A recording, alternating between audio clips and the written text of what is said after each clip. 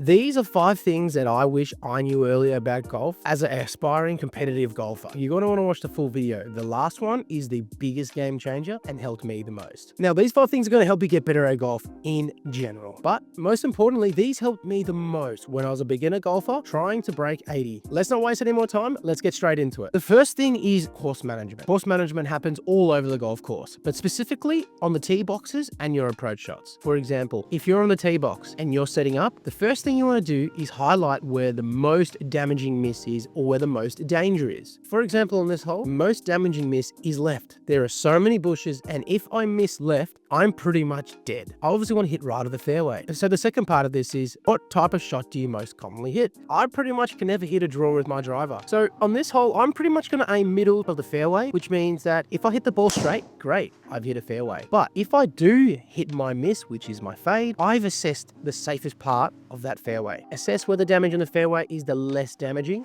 Aim over there. If you hit the miss that you usually hit, that's okay. But if you end up hitting it straight, then great. The same concept applies when you're looking at the green, which is also a really important shot. In this instance, you can clearly see there is so much more danger on the right of this hole. There are bunkers and there is water. I'm naturally going to push myself left of this hole. And what that does is if I hit it straight, then fine. I'm a little bit further from the green. But hit my fade, then it's going to come back to the hole. Great. What we're planning to do is we're planning on our misses and we're aiming on the safer side of the green. Now, if we do end up hitting it left, which is still a chance, at least on the left side, we have the best chance of getting up and down. So that is what you want to concentrate on when approaching to the green. What is the best chance of me getting up and down if I hit the worst possible shot? And stay away from the danger. Okay, so now tip number 2 is an absolute game changer. And this helped me so much. Pretty much add one shot to every hole. And what I mean by that is, if it's a par 3, that par 3 now turns into a par 4. If it's a par 4, it now turns into a par 5. Let me tell you why this is going to help you so much. For example, on a par 4, if I give myself one more shot to make par, do you think on a long par 4 now I'm going to be playing this really aggressively? No, I'm not going to be trying to bomb driver and hit the socks out of it and hit these crazy shots. I'm going to probably maybe hit a 3-wood, hit a safer shot, leave myself in a little bit longer on that second shot. What you don't realize, especially when you're a beginner golfer, is playing it safe sometimes you actually make a better score. For example, on this par 4,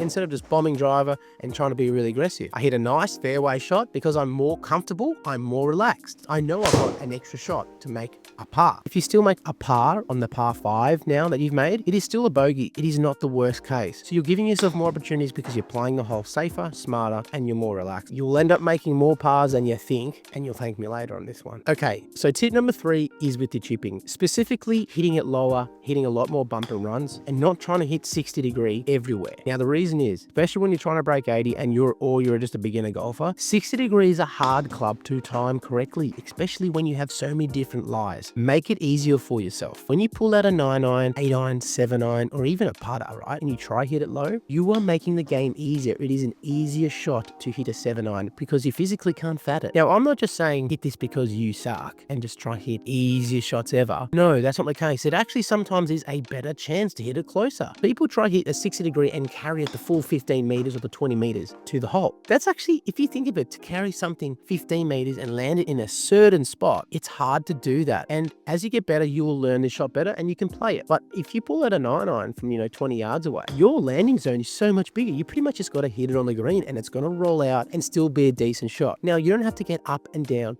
every time. To break 80, to get better at golf, you don't want to be chipping on and then 3-putting, or duffing your shot and then 3-putting or 2-putting. But make sure you're giving yourself the best chance to hit these easier golf shots. Bump and runs with a 9-iron pitching wedge, so much better. And actually, they're really satisfying too. Over to tip 3. This is probably a given, but people do this all the time and it really annoys me. Don't take golf tips on the course, especially when you're playing golf competitions. Now, when I was an 18 handicapper and I'm really aspiring to try break 80, I would listen to other people that were probably 25 handicap telling me tips on the golf course. Try this, try that. No. When you go on the golf course, you need to have a plan. Before you play your comp round, you need to have a plan of attack. And what I mean by that is, if you're just not feeling comfortable with the driver, don't pull out driver once. Stay to your game, which is hit the fairway with your fairway finder. Even if it's a 400-meter par 4, stick to your game plan. Don't let outsiding factors affect you, and that could be people giving you tips or people telling you to play the game differently. Do not listen to them. Make sure you stick to your game plan, something that has worked before. If you want to hit fades off every tee because you're hitting a fade and you're comfortable with knowing where it's going to go, keep doing it. Don't rock up to the tee and go, oh, I'm going to be Rory McIlroy today and I'm going to try hit a draw. Because if you do that on a fade hole, then you're hitting it out of bounds. Trust me, this one annoys me the most. Please do not do it. It does help sticking to a game plan. Okay, this is the last tip and the biggest game changer that I learned off some of the best PGA coaches and the best PGA pros. When they told me this, I was just like, what the hell? Why didn't I think of this earlier? The tip is make sure to, on every green that you are hitting on, forget there is a pin there. Aim middle green every time. Yes, that's it. Aim middle green every time. So when you've got an approach shot or on a par 3, I don't care where the pin is. I'm aiming middle of the green every time. And what that does is you start relaxing more. When you have a pin in certain positions, and let's say it's on the right of the green, you start getting really nervous and you start going, oh my God, I've done this really well. What happens if you just picture there's no pin on the green and you just hit it middle of the green? What happens is you actually start ending up hitting it closer and making more birdies, because we all know that no one can hit it dead straight. The ball moves. If you aim middle green, if you hit a little fade, it will just go right. Hit a little draw, it will just go left. And even if you hit a bigger fade or a bigger draw, you're still just missing the green. If you're aiming at pins and trying to hit cool shots, that's when you start making bad misses to lead to doubles, bogeys, and triples. Trust me, you'll end up hitting way more greens. You'll probably end up making more birdies too, because you naturally just hit it closer and your confidence will skyrocket. You start becoming way more relaxed in these pro shots and you don't let that bad or that hard pin placement intimidate you. Trust me, this is the biggest game changer. All right, guys, so those are the 5 things I wish I knew earlier when I was starting at golf. As I said, this could help you out in all different scenarios, from breaking 90, breaking 80, breaking 70. So I hope this helped you. If you implement these tips, I promise you, you will see consistent results. Remember, it is not about hitting perfect shots all the time on the golf course. It is actually about managing your game, playing smart, and limiting your mistakes. The best golfer is the one who hits the less worst shots, not the best good shots. If you found this video helpful, make sure to give it a thumbs up and don't forget to subscribe, because I'm going to be making way more cool videos like this. Drop a comment down below. Let me know what your favorite tip from this video was, and I'll see you in the next video. Have a great day.